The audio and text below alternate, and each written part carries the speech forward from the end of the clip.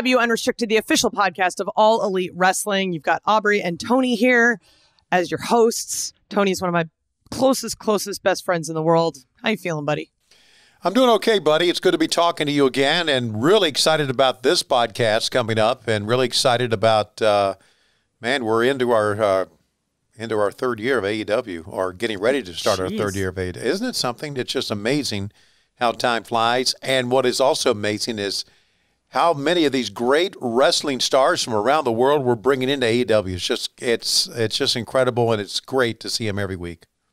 Yes. Who do we got here today? We have the amazing and wonderful Keith Lee. I felt like it's inevitable that you were going to be here and all of your excellence and whatnot. And took you long enough. So thanks for finally joining us. I appreciate it. Welcome to the family. Well, thank you for having me, and thank you for the wondrous introduction as well. So you had an incredible debut on Dynamite. Tony had built it up. There's exciting opportunity. Isaiah Cassidy's in the Face of the Revolution ladder match facing a mystery opponent. And it was you. And I think a lot of fans were very excited given that there were signs that literally matched your pose in the crowd. I think everyone kind of wanted you there and felt like you were the best fit for that. And absolutely, after seeing you literally toss Isaiah across the ring, it was like, oh no, this is what we wanted. This is what we wanted the whole time. We wanted this big, strong guy. This is great. So I want to talk about the amazing ovation that you got when your music hit, when you came out. How did that feel for you? Yeah, it was a little shocking. To say the least, it had been at least a few months since I had heard such a thing, and I really wasn't expecting it so immediate as it was. And as it stood, it was jarring and exciting, and just a really warm, touching moment. And as you mentioned, the signs really made it that much more special. So it was phenomenal. Yeah, absolutely. I wanted to, Keith, want to talk about your entrance theme that you came out with, I Am. What inspired it? What does it mean to you? And talk about working on that with Mikey Bruckus. This is the first song that I've had not done by me since 2016-ish. Okay. So I think that I wanted something that was just different. And when me and Mikey got a chance to chat, I just kind of, told him, hey, I'm looking for something that's kind of big and kind of epic and still encompasses who I am. And I think that maybe that line is something that kind of led to the song itself. But I think that realistically, it was less my inspiration and more his vision for the words that I gave him. And I think he did an excellent job with it, to say the very least. Yeah, it was one of those, I remember seeing online, people were like, well, Keith didn't make his music, blah, blah, blah. It's like, the dude just got married. Like, give him some slack. He's a little busy right now. So first off, congratulations. You and Mia Yim recently tied the knot. I know you guys have been together for a really long time. Yeah. But yeah, it's the timing of everything. You literally got married on, I think, a Saturday, and then that Wednesday you're debuting. So how crazy was this short turnaround time between massive moments in your life? Much shorter than I would have liked to. The way things were planned made it a little bit difficult, and then there were some unexpected things, like prior to my debut, literally the week prior and 3 weeks before that, 4 weeks, a month. So that month leading up to the wedding itself, I had 3 deaths in my family. And no. I was all over the nation, which obviously took away from the things that I needed to be doing to get prepared for things. And yeah, there was a lot going on. And then the wedding was obviously a successful event, a lot of fun for the family and friends, and really enjoyed that. And then turn around and get done with that, do a photo shoot, and then pack a bag and get ready to go to work. So, yeah, it was it comes with the territory. We'll put it that way. We are talking with Keith Lee here on AEW Unrestricted. So great to have him with us, and so great to be able to talk to him here this week. Tony Khan said in a recent interview with Sports Illustrated that, quote, much to my amazement, Keith Lee got released, and as soon as I saw that he was released, this was a moment I dreamed about. Tell us about your first time you met and talked with Tony Khan. I don't know if I should even say this stuff, but I mean, it's fine because it wasn't a business thing or anything. But yeah, that release happened, and within 3 days, Tony found a way to get in touch with me. Sure. And I was actually really impressed with that, considering we had never spoken before. But, we had some really laid-back conversations and kind of got to know each other a little bit. And I think that's something that helped because I think that some of my trust is a little disgruntled. Maybe. Sure. I get that. So we had a conversation, and then as time wore on and things got a little easier, we kind of met up, and I have this thing where I must meet a person in person. Right. I'm a big people feeler as opposed to listening to things. I'm an energy guy. So when I did meet him, I decided that he's a fairly stand-up guy, and I really enjoyed my time with him and just kind of getting to know him and what he's about and talking football and all that good stuff, especially as a former player.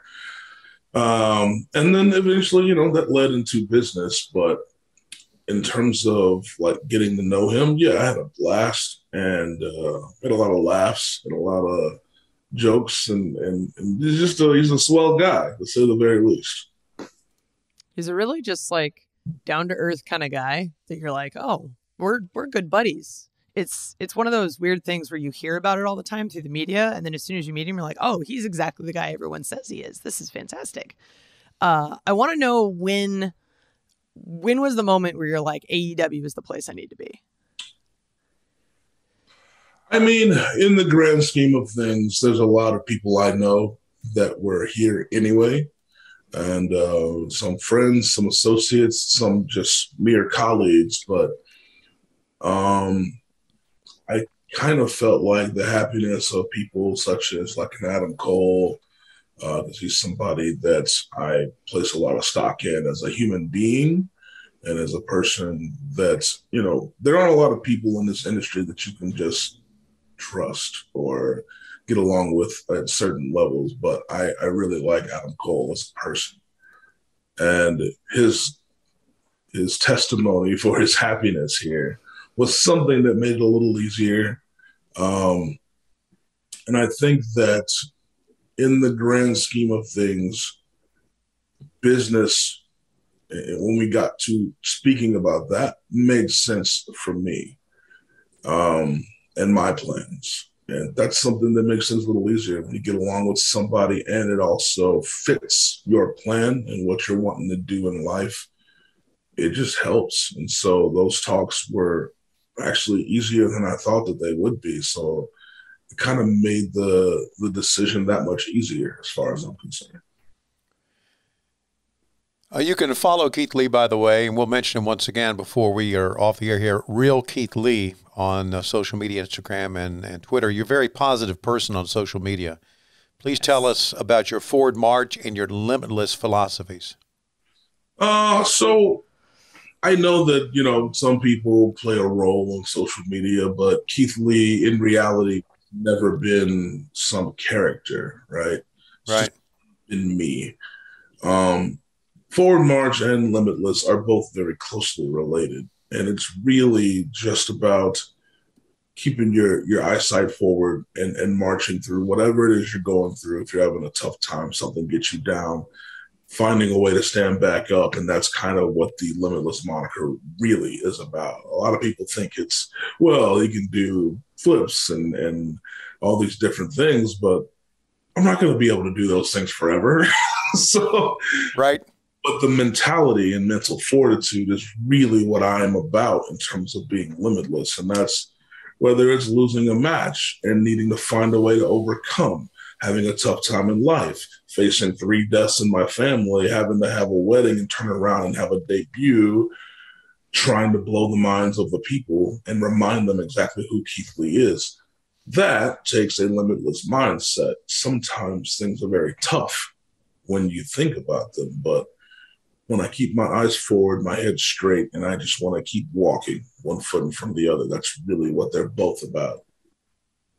I absolutely love it. It's you mentioned like you're a big energy person, and I think the first time we met was like an indie WrestleMania weekend. You're backstage with your headphones, as you always are, kind of like vibing out, whatever, pre-match.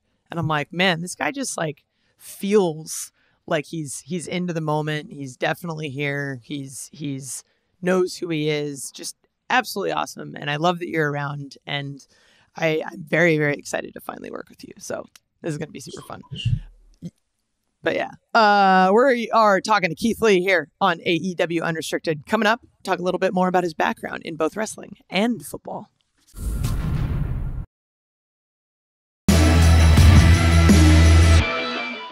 We're talking with Keith Lee here on AEW Unrestricted, one of our great new stars, but obviously not a new star as far as pro wrestling is concerned. If you've been following pro wrestling, not only on the independents, but also in WWE, NXT, you know all about Keith Lee. Keith, before we get into your background, I want to talk a little bit, obviously, about the problems that you encountered in 2021 health-wise. And you mentioned deaths in your family. I wanted to go back and talk just a minute about you playing football, defensive end, redshirt freshman, Texas A&M, in the SEC, I guess, by that time. And you're out of Wichita Falls. And talk about your football experience. So we were actually still in the Big 12. In the Big 12, okay. Yeah, this is back when Franchione was coaching. Right. And you're wanting to know what? I'm sorry. Just about your football experience, being coming out of high school, going to Texas A&M, which is obviously a football power, playing defensive end. I know you were redshirted. Talk about your experience there. Yeah, I actually played all over the defensive line. I mostly played defensive tackle. And football, I've got a great love for it. I love the chess that comes with it. If you're an intellectual, there are things you can do on that field that kind of make you able to read offenses and things of that sort. So I really like that aspect. I think that for me, even though I was there, part of it may have had to do with disagreements with the way coaching was done. Not to call anybody out, but I did not get along very well with Franchione personally. Yeah, well, a lot of guys are like that. Yeah. That proved very true over the next couple of years. But right. I think that's something that kind of helped push me toward what was already kind of eating at me, which was the want to professionally wrestle. And I really made that decision in that freshman year that I was going to find a way and figure out how to get involved in it. And I really came with zero knowledge on how to do it. I had no clue where I was going to get involved or how. I didn't know that there were schools for it or anything like that. I said, I'm going to do this one way or another. And, oh, man, the uproar in the household with that decision was amazing. And everything you'd expect. Because as a guy that was being talked to by, 3 or 4 different NFL teams without even playing a game, doesn't make sense to a parent, right? Yeah, that's right. I stood my ground one way or another, and I went through a lot of struggle and a lot of trials and tribulations, and somehow managed to land on my feet and stand up and find a way to grind and get my way into the sport of professional wrestling, which was it was a journey, to say the very least. So was the NFL ever, it sounds like it was never really a direction that you wanted to go, despite having all of these teams wanting to talk to you. So, yeah, I don't know why. You would think that an athlete that's kind of been given the world and a plethora of opportunities would be excited for that. But for some reason, for me, up here and in here was not a thing that I really looked at. There were times, like speaking with my father, where it would be this exciting prospect and what have you. But on the inside, when I wasn't speaking with him, all I could think about was how I would find a way to become a professional wrestler. And at some point, it just burst and exploded, and I found that way. So yeah, that my want was always here in what I do. You seem like the kind of person that you always want to prioritize like your desires and your happiness and whatever's going to give you the most benefit to your life individually. And I really, really respect that. So you'd mentioned like not really knowing where to go for wrestling training and whatnot. Like what was the step from defensive lineman into wrestling trainee? So what actually happened was I found out that there was a little independent promotion in the city that I just happened to be in. And I just started going there and talking to people. And eventually I asked enough questions that led to finding out that, they had this class that they would train people. And there was, I forget the guy's name. I want to say his name was B.J. Turner. And guy used to wrestle. He was a smaller guy, but he was a monster. He was awesome. He also did some like MMA style fighting as well. And I got into training there, and I don't know. I think that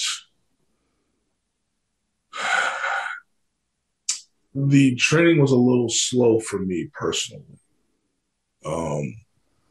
And I met a gentleman in said training that would show up because I think he was trying to branch out. His name was Paul Michael. And, that's how he introduced himself. That was his work name at the time. His actual name was Paul Ingram. And I still talk to that guy today. And he kind of felt me out. And as we got to know each other, he was like, hey, do you like training here? And I was like, it's all right, like it's a little slow, and I'm just trying to be patient. But as a guy that's had everything thrown at him, patience was not something I had a lot of at that time. I just wanted to exude that. But he presented an opportunity that would change my life because he offered me to come and train with him one day.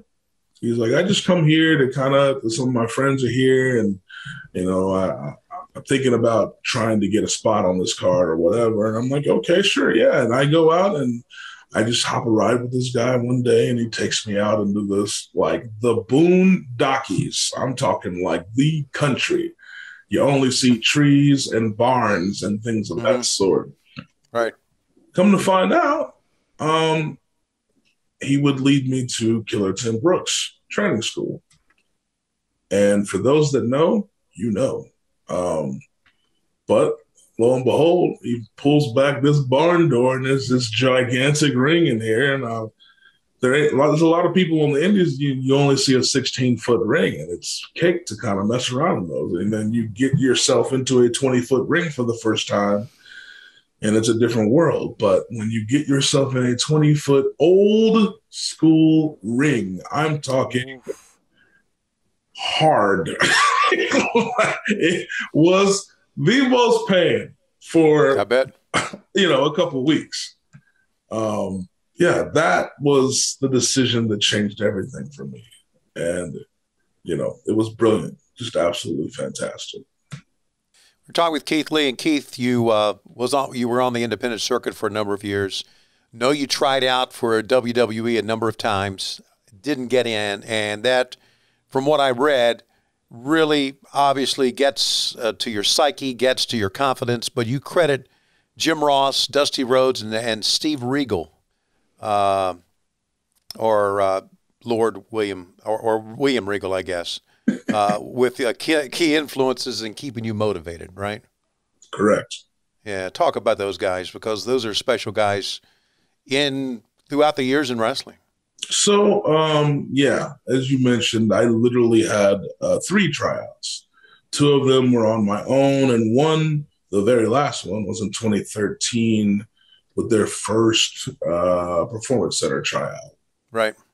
And that one was the one that made me kind of wonder if I made the right decision in leaving football to pursue this thing. Sure. And I doubt that Jim Ross even remembers this because it's one of maybe 3 times we've ever spoken. But at the end of that, I did probably some of the most ridiculous work in terms of like promo and things of that sort, because it was I just learned a lot of things from Dusty, and I was kind of throwing them all in at once. Yeah. So I did a lot of different things, but Jim Ross pulled me aside. And I don't know if he knew what the situation was with the decision right away or what have you, but he pulled me aside and basically told me, hey, regardless of what their decision is, I want you to know that I believe you are $1 million talent. Ooh. And that was something that touched me very deep and meant a lot to me coming from someone like him, because as I'm sure you two know, the man is a straight shooter. Yep. It was something I very much appreciated coming from him. And in terms of Dusty's just a guy that's been there from my first tryout and coached me along, from telling me how much I sucked in terms of speaking and my own confidence. Sorry about the Aubrey. All good. Up to telling me how much I improved and how proud he was of me, and kind of telling me that I had that aura, something that he could bask in. And that was the birth of Bask in My Glory, and why that's something that I hold so closely to. And Regal's he's been an advocate of mine forever, ever since the first time we met. So those last 2 guys have had like a year-on-year impact on me in my life and how I view things and how things are applied to the way that I think in wrestling and the way I move and how I carry myself. All those things are something that I can attribute to their knowledge and what they've imparted in me. So great appreciation. It's amazing because I feel the way in which you speak, I like to think of it as like you're this classic Shakespearean thespian. Like you have this just air about you and this excellence in like every word that you enunciate. I'm just like, yeah, like I could listen to this guy forever. Like, please start like doing audiobooks, because I feel like you could totally change that industry. Oh my God. I appreciate that greatly. I really do. Well, I want to go back to indies a little bit, because you found this barn with your 20-foot ring in Texas, had been there for a bit and eventually started branching out. I think in 2017, if I see this correctly, you had like PWG, Battle of Los Angeles, absolutely incredible show, but you had an amazing match with Donavan Dijak. And why do you think it was that you guys worked so well? I would say that I began branching out in around 2015 with my little bit of time in Ring of Honor, tagging with my boy Shane Taylor. And that bit of traction led to getting the attention of other promotions and kind of got me a very happenstance opportunity, actually. As a young lady that lives in Canada that does some writing, and she would just talk me up to certain promotions that I was interested in because she watched a promotion that I worked for in Texas. And that led to a match in 2016, and I actually still have the poster for it, that was at Beyond Wrestling. And that first match was my first time ever hitting the East Coast. You're talking, so 2016, you're talking 11 years in this industry with not really venturing more than a couple of states away from Texas. That's crazy. That's like a recipe for disaster if you live in Texas. Because getting out of Texas, you have to get out of Texas if you want to make it. Mm-hmm. So I have this match with Dijak I don't care what name he has out there. His name is Dynamite. So we have this match, and it is bananas. I'm like, I have to make a statement, and I'm going to do some things I don't normally do all in one match. And we go in there, and I'm leapfrogging and drop kicking a 6'7" man in the mouth. I think there was some point I like pressed him and then turned it into a standing moonsault, like stuff I just don't normally do because I don't have to. And it doesn't make sense to do all that stuff. Like I should be flattening people, but Dijak is a big fellow and he hits hard. So we had never spoken outside of, hey, how you doing? Nice to see you, because he was in ROH and it was just, that's locker room etiquette. And then we have this match and it's an instant bond, like instant, because we never spoke outside of that. And then this match was nuts. We blew the roof off the place. The card was destroyed because after a match like that, and we're first after intermission, not a lot of energy left for the last couple matches. So with that chemistry and the praise that that match got, that match became a thing that kind of traveled the nation, and it led to that match at PWG. And it was a real fortune because the guy was already signed with WWE, but I knew he wanted to work PWG. And I'm like, listen, let's make a thing happen. And let's make this your last hoorah on the indies before you do your thing and all that stuff. And then we went out there and had the craziest match that I've probably ever been in. And we look back at it now and it's like, Jesus Christ, we did way too much. But, you know, the crowd was in it. And for all 120 degrees in that building that it was. Yeah, brutal, absolutely brutal. But somehow, some way, we pushed through and made it through, and I still had 2 more matches after that. But that match is something that will be special forever, regardless of how ridiculous it was. It was ridiculous. Oh yeah. But that guy, he's just one of those guys that, if you click with him, you're going to have a knockdown, drag-out, banger of a match every time. And it doesn't matter how often we say, okay, we're going to take it easy. When we take it easy, it's still an excellent match. Like, the guy's brilliant, and I will always be a fan of his.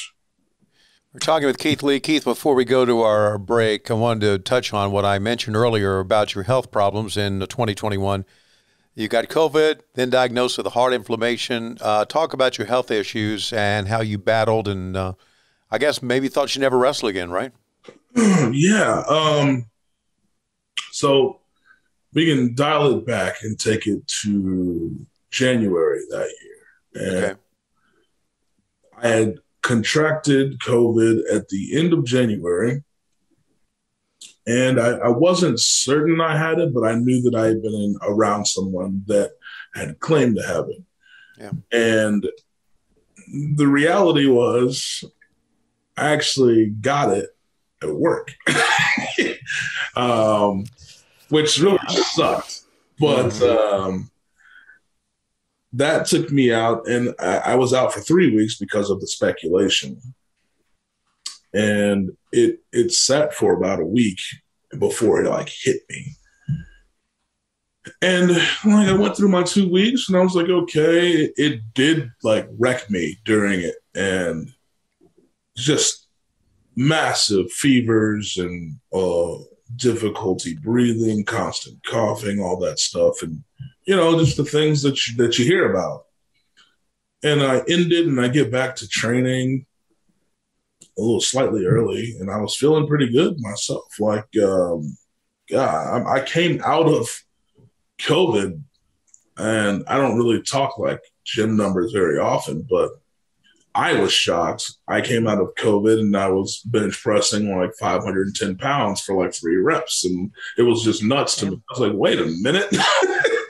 So I do that and I go back to work on the 8th of February. I remember this day because I wrestled another buddy of mine that I know would pull out a Like, if we knock heads and we have time, we'd have a ridiculous match, and that's Matt Riddle.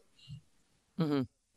We have this match. It's, 2 segments. We go through a commercial break. I'm curling the guy with one arm, and I feel great. Like, it's fine. Coming back, when you have respiratory issues with COVID, you have to do different blood tests and get like an EKG, things of that sort. So I did all that, and the EKG was fine, and everything was fine. I felt good. I felt strong, obviously. And we have this match, and it's like, yeah, whatever. Everything's fine. Cool. Let's get ready for this pay-per-view. And then the next day I get a call, and they're like, hey, there's something wrong with your blood. We're going to need you to not do anything. I'm like, what? That doesn't sound right. So fast forward a week or two, I have this MRI, and they're like, yeah, this isn't very good. You got this inflammation around the wall of your heart, blah, blah, blah. I say blah, blah, blah now, but in the moment, it's like, what the heck is going on? Right. So I take it easy. I do nothing more than walking for a while. And mind you, the type of athlete I am, I require a certain level of training, and it has to be top tier to do what I do with my body. A lot of people say for his size, he does this, he does that. No, I have to do a lot of certain types of training in order to produce what I do in the ring. And it requires a certain level of explosiveness. So obviously lacking training is like just blowing me away. And I'm not enjoying that at all. But time goes on, I have a second MRI, and it gets worse. And at this point, they're like, okay, you might have something really bad. And I'm like, wait, what do you mean? Like, I've gone through all my life and all these checkups and everything's been fine. And I'm like, well, we're experiencing some of these things when people have COVID. Mm-hmm. There's a small percentage that deal with this. And I'm like, okay, well, let's do what we got to do. Secretly, they don't want me to panic, but these doctors are basically thinking that I've ended up with some sort of heart disease or something drastic. And they basically tell me, hey, you can't do anything because if your heart rate raises too much, there's a chance that you could just up and pass away. Whoa. So that was terrifying to believe. But the person that I am, I couldn't bring myself to like tell my family or Mia or anything like that, because I know that they're going to worry and just jump to the worst conclusions. And I didn't need that, because that would have also stressed me out and made it worse, I felt like.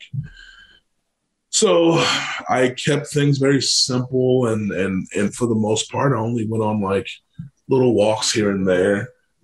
And I really just kind of like sat back and read books and watched anime, and I think I played a little bit of World of Warcraft and stuff like that, just to kind of like keep my mind occupied, because I'm a guy that likes to be productive. So I'm like writing music and I'm, playing games, watching anime, anything to keep me busy.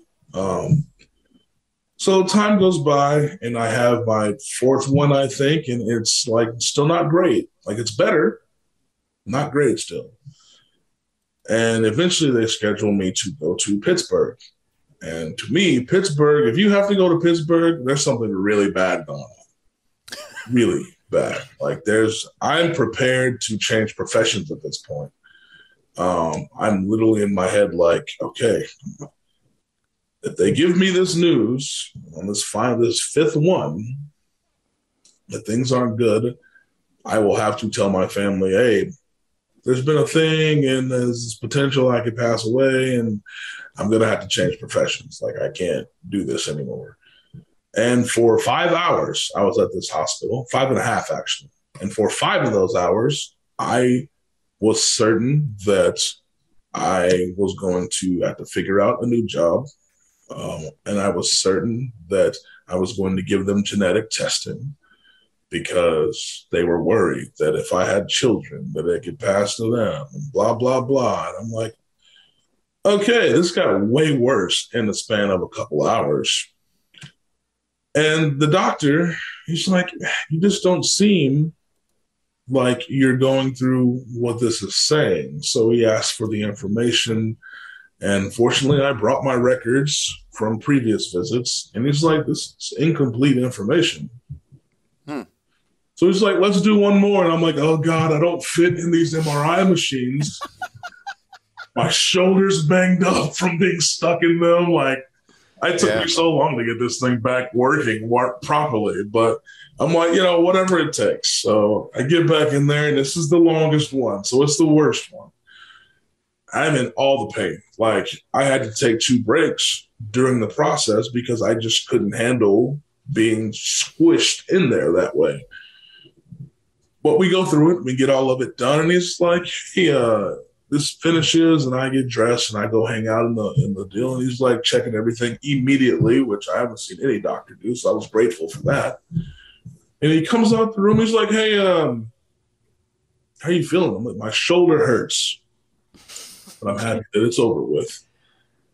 He's like, do you still want to professionally wrestle? And I'm like, obviously, that's what I've been fighting all this time, but as you told me earlier, I'm prepared to make other adjustments if I have to and find another thing to do in this world. And he's like, well, we've looked at everything and we got every bit of information that's required, and we're not seeing anything that these people have claimed that you had. I'm like, what do you mean? It's like, well, your heart's back to normal. Your EKG was fine even before now. How do you feel? I was like, I feel like I missed training. So we have this long talk, and he's like, okay, listen, I need to take this slow. But by what I'm seeing here, you are normal. And I'm like, okay. He's like, now you're going to have some after effects from things, from having to be sedentary and from the after effects of COVID that you didn't notice before, you're going to notice now, especially when you get back into training, especially on a cardiovascular level. And I'm like, okay. So we go through this whole thing. He gives me the spiel. It's like 5 weeks of training, and I bet you'll be able to wrestle. So I go through these 5 weeks, and let me tell you, day 1, 2, and 3 destroyed me. It was so bad. But over those 5 weeks, like having a match, the final week, I must have had 3 or 4 matches in like one day. And I was like, wrestling is the easy part. It's the other stuff that I'm used to doing, like, sprinting bleachers or just doing sprints in general. Like 50 sprints is not a thing I can do right now. Normally that's something sprint, and just go. Now I need to do like 20, 25 before I have to take a break. And I'm not used to that, but I would prefer to fight that battle and be able to fight that battle than do nothing, because that's not good for me and my lifestyle and how I feel about being an athlete. So it was a big struggle and a long ordeal. As obviously the story's been long as hell, but that's the reality of how things went on to the comeback. So yeah, it was an event and a journey. Yeah, you are so calm, and I'm like, I would be pissed. I would be punching motherfuckers. Like, oh man. Well, I would be done. The thing is, like, as mad as I was, it wasn't that doctor's fault. It was, correct. The previous places, because the other places that did MRIs were in Tampa, Florida. They were in Orlando, Florida. And I don't know what was missing. I'm no doctor or anything of that sort, but I know that I'm grateful to that one, because without him, I may not be doing this right now. And without the reality of being able to go back to training, or in the grand scheme of things, I could have just not been here. I could have passed away. I could have been a knucklehead. So for me and how I feel, it is so much more gratitude for life, and even more for me being able to do what I do still, because I was this close to losing professional wrestling. So it means that much more to me now. Well, we are so happy that you came out of that healthy and you're coming back, and oh my God, like, oh, this is absolutely, I'm so happy to hear that everything worked out. We're talking to Keith Lee on AEW Unrestricted. Coming up, we got lots and lots of fun fan questions.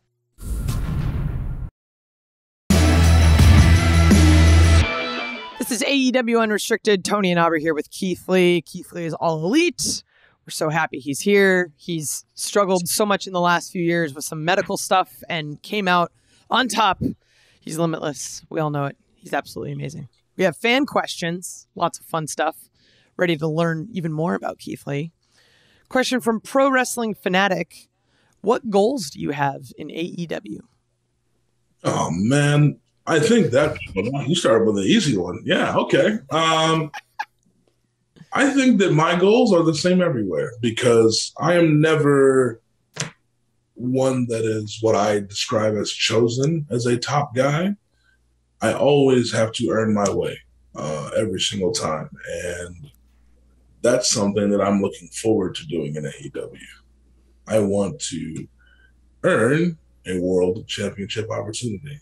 And I believe I'm more than capable of it. And the amount of talent at that top tier is also like, I'm kind of drooling at the prospect of fighting some of these guys. So yeah, that's definitely, obviously, like goal number one. That's where I want to climb the ladder, if you will.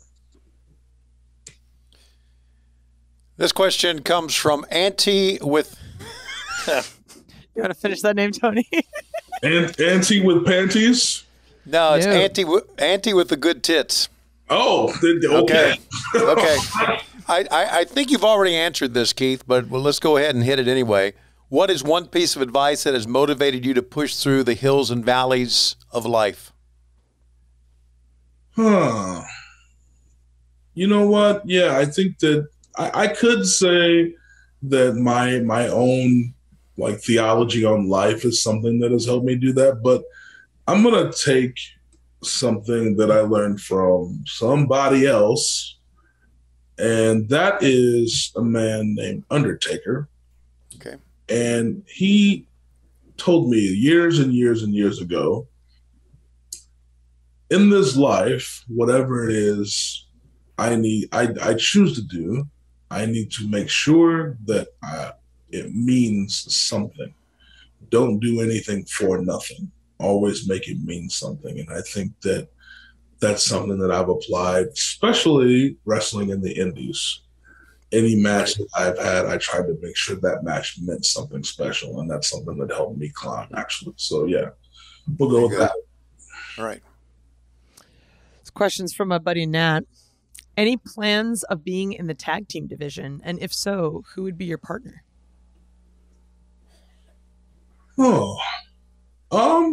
I've never, like, the only person that I've been in a true tag team with is Shane Taylor back in ROH. So I don't ever really think about the tag team division as for myself necessarily. I think that if I was in a tag team, the thing is, I don't know everybody yet, but I think I would try and drag Ricky Starks out of Team Taz and use him as a couple Texas boys. And I think we would have like an interesting dichotomy as a team. Yeah. Ooh. Very cool. Great answer, man. Iana wants to say congratulations to you and Mia on your recent nuptials. How did you both meet, and when did you know Mia was the one? Yeah. So we met. So she doesn't remember the first time we met. Okay. We actually met for the first time in 2014 at a wrestling promotion, it's an independent promotion named Inspire Pro. I don't know if they still exist or not, but we met there. She does not recall this meeting. She just came and wrestled. And then I met her again in 2017. And It was actually in passing. And I didn't even know she knew who I was, actually, at that time. But we met in a hallway as she was arriving to an event, and I was leaving one. It was WrestleMania weekend. And we just had a brief chat. And I saw her again as like wrestling shows were crossing. And yeah, she kind of caught me looking, which is really abnormal for me because it's really not my thing. I'm not a guy that just kind of scopes chicks out or anything like that. I'm trying to keep to myself. But she called me out on it, and it was really embarrassing. And that was that experience. And before you knew it, we had some really fun conversations. And the last conversation, she basically just made me take her number. Wow. And yeah, from there, I took a chance to kind of message her, and it panned out from there somehow. That one time you looked at girls, that one time, and see what it's led to. As far as like knowing that she's the one, gosh, I have always had an affinity for Mia Yim. All the way back from like 2014. I just liked her energy and who she was to the person that I met, right? She was going through some tough stuff back then, and I could kind of feel that, but underneath that, her energy was radiant. And as time wore on, I would probably say somewhere through 2020 was the time I was like, this could be like a real thing. And it was a decision that I made and surprised her. She had no clue it was coming. She was expecting it for like a year or two, but she had no clue it was coming. You should have seen me, guys. I was a secret agent when I proposed. It was amazing. She cried, she jumped like a little child. It was cute. That's good. Good stuff. I love hearing that you in Great 2020 story. were like, this is the one, because a lot of people in 2020 were stuck at home and it put a lot of strain on relationships. So that's how you know this one's going to make it. Well, here's the thing. In the reality of things, like she doesn't bother me when I watch anime. She lets me play my games. She's super nurturing. So that's all fine and dandy. And she likes to play games now. So that's pretty awesome. Yeah, very, very cool. You mentioned anime a couple times. We got a question from Too Sweet News. Who is your favorite Dragon Ball Z character? Easy, Broly, without question. There's no other. Yeah, Broly's the one. And from Hewitt Films, if you could pick one Pokemon to accompany you to ringside, who would it be and why? Also easy, Mewtwo, because he is my absolute favorite Pokemon. You can see behind me, there's some fan art that has half of my face and half of Mewtwo's because he's my guy. That's my dude. If I could have a team of 6 Mewtwo's, I would have it. Oh, man. It's the greatest. My buddy's Snorlax. Like, that's my... Hey, that's a good choice. Good job, man. Super cool. Absolutely. I'm already Snorlax, so I don't need one. There we go. Yeah, this is why we're going to be best friends. Sorry, Tony. That's okay. You for Keith Lee. That's cool. Hey, Keith, thanks for your time, man. It's great having you here. It's great talking to you. You're so positive. It's great having you backstage. You're going to have a great career here in AEW, and we're glad to be a part of it. Thank you very much for having me, guys. I appreciate it, truly. You can follow Keith Lee, as I said earlier, on Instagram and Twitter at Real Keith Lee. And you can listen and follow this podcast, AEW Unrestricted, wherever you get your podcasts, free on Apple Podcasts, Spotify, wherever. Check out our video episodes on YouTube. Just search AEW Unrestricted, and you'll see my dog has to go out and pee because he's been barking at me the entire time. Bug. That's one of the things about video, the bug. And also, where can you see our television shows, Aubrey? You can see us everywhere. Mondays and Tuesdays, we are on YouTube with Dark Elevation and AEW Dark. We are on TBS on Wednesdays, Dynamite, 8 o'clock, 7 Central, and Rampage on TNT, 10 o'clock, 9 Central. I'm Aubrey Edwards. This is Tony Schiavone, along with Keith Lee. Thank you so much for listening to AEW Unrestricted.